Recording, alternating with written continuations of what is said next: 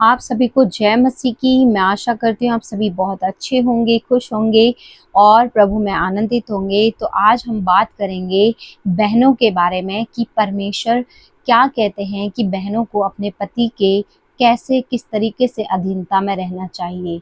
देखिए, परमेश्वर हमसे प्रेम करते हैं, इसलिए परमेश्वर चाहते हैं कि जो अनुग्रह परमेश्वर ने अ, आदम और हव्वा के लिए रखा था, वही अनुग्रह आज हमारे भी जीवन में होने पाए। तो प्रभु ने कहा, इफिसियों की पुस्तक और उसका हम 5वां अध्याय और उसका हम 22वीं आयत से पढ़ना शुरू करेंगे। तो देखिए, परमेश्वर का वचन हमें ऐसा बताता है कि हे पत्नियों, अपने अपने पति के ऐसे अधीन रहो जैसे प्रभु के। हालेलुया। देखिए, बहुत सारी बहनें हैं जो अपने पति की बात को नहीं समझती, वो क्या कहना चाहते हैं उनकी बात को नहीं सुनती और अपनी ही मनमर्जी से काम करती हैं। तो ऐसे घर में कभी भी परमेश्वर की आशीष बनी नहीं रह सकती। इसलिए हमें प्रभु के वचन के अनुसार अपने पति के अधीनगी में रहना बहुत ज़रूरी है। और जैसे कि परमेश्वर का वचन कहता है, क्योंकि पति पत्नी का सिर है। हालेलुया। देखिए, परमेश्वर का वचन ऐसा कहता है कि जो पति है वो पत्नी का सिर है। इसका मतलब सिर जो कि सारा डायरेक्शन हमें देता है। दिमाग से ही हम सारे डायरेक्शन लेते हैं कि हमें आज क्या करना है, आज हमें कैसे अपने दिन को बिताना है। तो वैसे ही आप ये सोचिए कि आपका जो सर है वो आपका नहीं वरन आपके पति का सिर है। अब आपके पति जो आपको कहें, आपको उसी के अनुसार अपने जीवन को बिताना है। हालेलुया। अगर मैं ये नहीं कहती कि अगर आपके पति अगर आपको मारते पीटते हैं और वो आप उनके कहने में ही चलें और आप उनसे पिटते रहें, तो ऐसा मैं नहीं कह रही हूँ।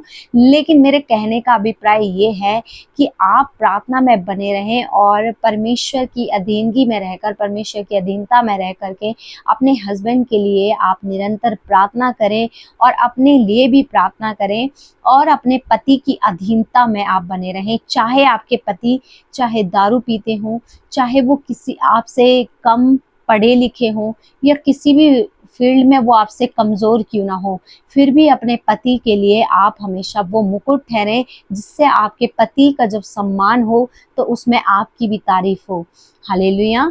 तो देखिए, परमेश्वर चाहते हैं कि हर एक पत्नी को अपने पति के अधीनता में रह करके कार्य करना है, अपने पति की अधीनता में उनको रहना है।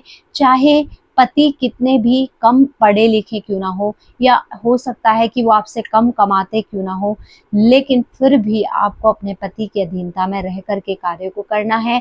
आपको उनकी हर एक बात को समझना है, सुनना है कि आखिर वो क्या सोचते हैं, वो क्या समझते हैं और हर एक बात में आप उनको सपोर्ट करें। हालेलुया। देखिए, परमेश्वर का वचन कहता है कि जैसे कि देखिए, अब यहाँ पर बात हो गई कि क्योंकि पति जो है वो पत्नी का क्या है, सिर है, जैसे कि मसीह कलीसिया का सिर है। हालेलुया। देखिए, जो एक कलीसिया होती है वो प्रभु यीशु मसीह जो है वो हमारा सिर है। तो एक कलीसिया अगर प्रभु यीशु मसीह के अधीनता में रह करके कार्य ना करे तो वो चोर और डाकू कहलाएगी।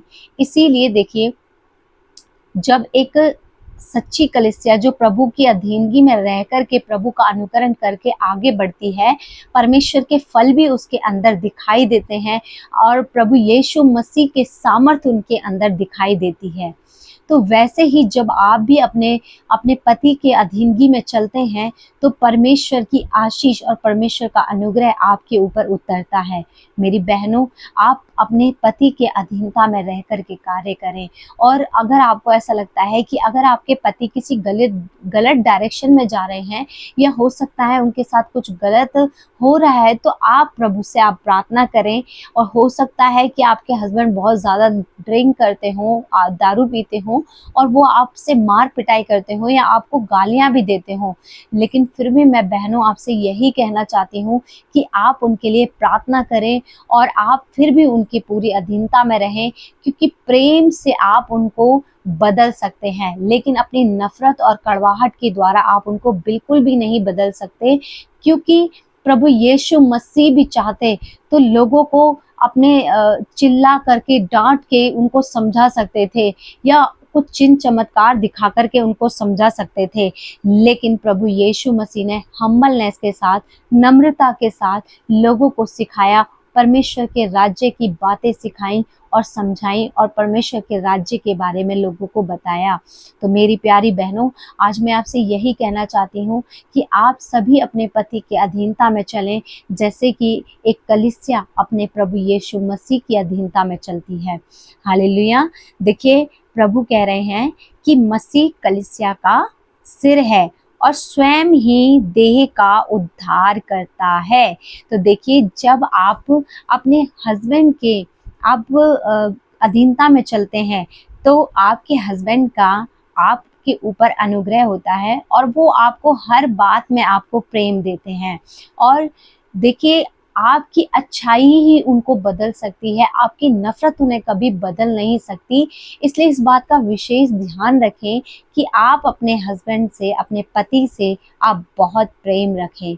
जैसे हम कितने भी भले बुरे क्यों ना हो, फिर भी हमारा प्रभु यीशु मसीह, फिर भी हमारे पिता परमेश्वर हमसे प्रेम रखते हैं, सेम वैसे ही हमें भी अपने पति की अधीनता में रह करके उनसे प्रेम रखना है।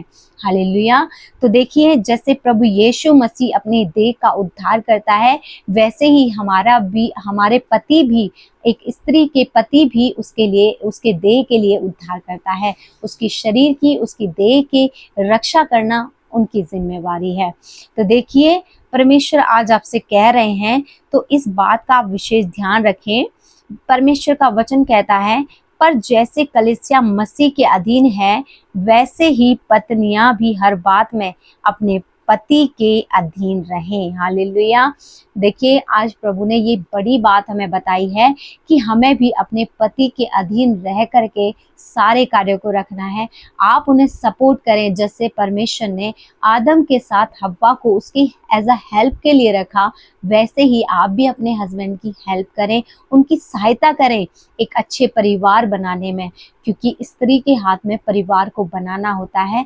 जैसे परमेश्वर का वचन कहता है कि एक भली स्त्री अपने घर को बनाती है, सजाती है, लेकिन वही मूर्ख स्त्री उस घर को बिगाड़ देती है। तो आप भी वो बुद्धिमान स्त्री के समान अपने घर को सजाएं और अपने घर को बनाएं। मेरी बहनों, आज का वचन मैं आशा करती हूँ आपके लिए बहुत ब्लेसिंगफुल रहा होगा और आज के वचन से ज़रूर आपने कुछ ना कुछ सीखा होगा। इसी के साथ सभी को जय मसीह की। धन्यवाद।